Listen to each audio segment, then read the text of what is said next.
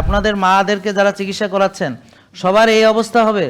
অনেক কষ্ট। হ্যাঁ, এরপর খালি অস্থির লাগে, ঘুম আসে না, পাগলের মতো পাগলের মতো।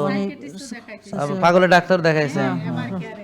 আচ্ছা, এখানে হচ্ছে মাত্র একটা ফাইল। এগুলো কি? এই তো আরো ফাইল আছে এখানে। আচ্ছা, তো এগুলো হচ্ছে তার জীবনের অর্জন। দেখেন,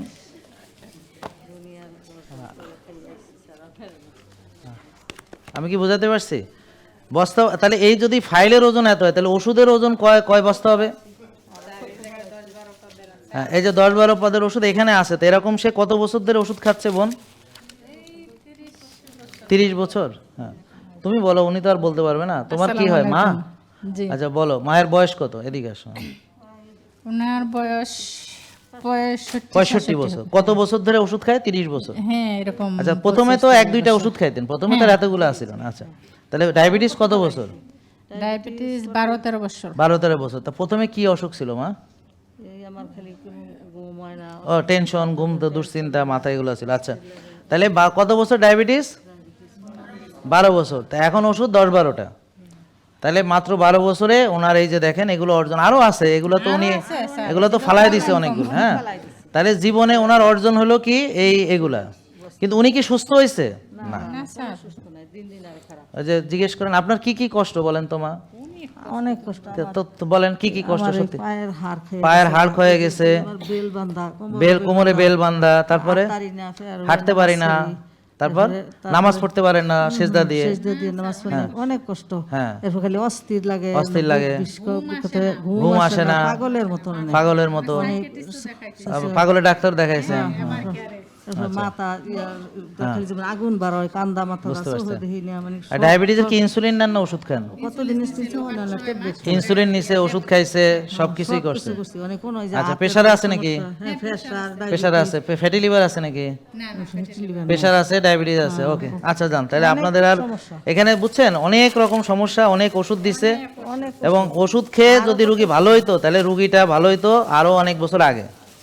বুঝতে পারছেন? তো এখানে ধরেন এই যে ডায়াবেটিসের ওষুধ দিছে, ডাইম্যাক্রন, বোন আপনি তো চিনবেন। তারপরে এই যে চর্বি কমানোর ওষুধ দিছে, হ্যাঁ, রোসুভাস্টিটিন দিছে। হ্যাঁ, তারপরে আপনার এই যে ওরে বাবা, আপনার তো ইয়াও দিছে ওনাদের, মানে টেনশনের সাইকিয়াট্রিক ড্রাগস আছে, আরো অনেক কিছু দিছে। প্রস্রাবের সমস্যা আছে, এই যে সেলোমেট 25 দিছে, সেলোমেট। হ্যাঁ, আগে 50। তারপর প্রেশারের আবার এই যে 2.5, আবার 850। হ্যাঁ, মানে ও না, এটা হচ্ছে সরি ডায়াবেটিসের আরো লিনাগ্লিপটিন, আর একটা হচ্ছে লিনাগ্লিপটিন, মেটফরমিন। ও, ডায়াবেটিসের অনেকগুলা, ডাইমেক্রন, লিনাগ্লিপটিন, মেটফরমিন, আবার ইনসুলিনও দিছে। বুঝছেন? এর আগে ইনসুলিন দিছে। তাহলে ওরে বাবা, আর গ্যাসের সমস্যা তো আছে 60, এখন 60 পাওয়ার 60। তারপরে ট্রিপটিন, হ্যাঁ, তারপরে অ্যালজোলাম, মানে এরকম আর কি, মানে চলতেছে আর কি সব ওষুধ। মাইলিন তো ওই যে নার্ভের জন্য দিচ্ছে, আরও আছে। থাক, হয়েছে। তাহলে আমরা কি বুঝলাম? যে একটা লোক ওষুধ খেয়ে তার ওষুধ দিন দিন বাড়তে থাকে, রোগ ভালো হয় না এবং রুগী বড় রুগী হয়। এ ব্যাপারে কারো কোনো সন্দেহ আছে? এই তাহলে এই যে এতগুলো টাকা, এগুলো কিন্তু সব টাকা। ডাক্তারের ভিজিট, পরীক্ষা, আর হলো ওষুধ, এগুলো সব এই যে টাকার ফাইল। এই টাকা খরচ করছে, উনি আরো বড় রুগী হয়েছে, এখন উনি অথর্ব হয়েছে, এখন উনি বিছানায় পড়ছে, এখন উনি হাঁটতে পারেন, এখন উনি বসতে পারেন। এখন আপনারা যারা এইভাবে চিকিৎসা করতেছেন, এই যে সবাই ওনাকে দেখে রাখেন যে আপনাদের মাদেরকে যারা চিকিৎসা করাচ্ছেন সবার এই অবস্থা হবে।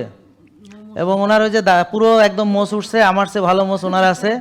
হ্যাঁ, তাহলে ওনার হরমোনাল প্রবলেমও আছে। বুঝতে পারছেন?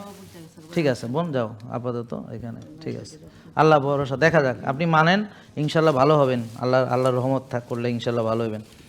তাহলে যান, বসেন। হ্যাঁ, এই যে এটা কি বাস্তবতা নয়? তাহলে এগুলো একটু শেয়ার করেন সবাই। আপনাদের তো মা আছে বাড়িতে, আপনাদের তো মুরব্বীরা আছে, তো মুরব্বীদেরকে আপনারা ধ্বংস করে ফেলতেছেন এইভাবে। এবং এই যে ওর মেয়েটা এত, এই আজকে এই ডাক্তার, কালকে, তাহলে প্রায় 5-7 রকমের ডাক্তার তাদের এখন দেখানো লাগতেছে। তাহলে কিভাবে এটা একটা রোগী বড় রোগী হয়? যখন রোগের মূল কারণ নির্ণয় না করে তাকে ওষুধের উপরে রাখা হয়, তখন এই রোগীটার ডায়াবেটিস হবে। ডায়াবেটিস থেকে রেটিনোপ্যাথি হলে তার চোখের সমস্যা হবে।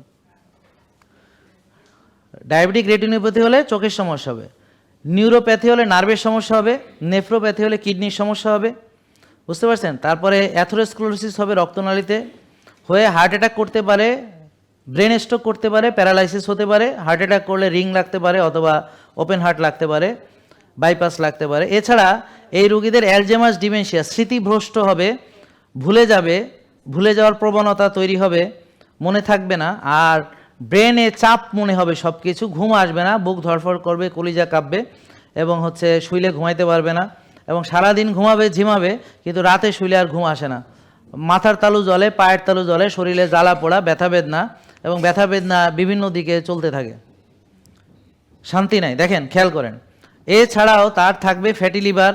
আর ওনার ক্ষেত্রে দেখেন পিসিওডি, তো পিসিওডি বোঝার উপায় হলো তার মুখ ভর্তি দাড়ি মোষ থাকবে, তো ওনার মোষ অনেক পুরো, আমার মোষের চেয়ে ওনার মোষ অনেক ভালো, আমি পুরুষ হলে আমার চেয়ে ওনার মোষগুলো অনেক ভালো। তা মহিলা মানুষ আমরা দেখালাম না ওভাবে, দরকার নেই, মুরব্বী মানুষ। তা এই যে দাড়ি মশালা আছে উনি, তা এটা নিয়ে নিশ্চয়ই ওনার খারাপ লাগে। মাস্ক পরে আছেন, কারণ মাস্ক পরে থাকলেই ভালো, তো এটা দেখলেও কেমন লাগে, খারাপ লাগে। তা এখন অনেক তরুণীদের পিসিওডি হচ্ছে। এই পিসিওডিও ইনসুলিন রেজিস্ট্যান্স থেকেই পিসিওডি হয়। আবার অনেক তরুণদের ইরেকটাইল ডিসফাংশন হচ্ছে, পুরুষদের যেটা সমস্যা, মানে পুরুষ কিন্তু পুরুষ না, মানে স্বামী স্ত্রী কিন্তু ভাই বোনের মতো সংসার করে আর কি, মানে পুরুষত্ব নাই আর কি, ইডি। হ্যাঁ,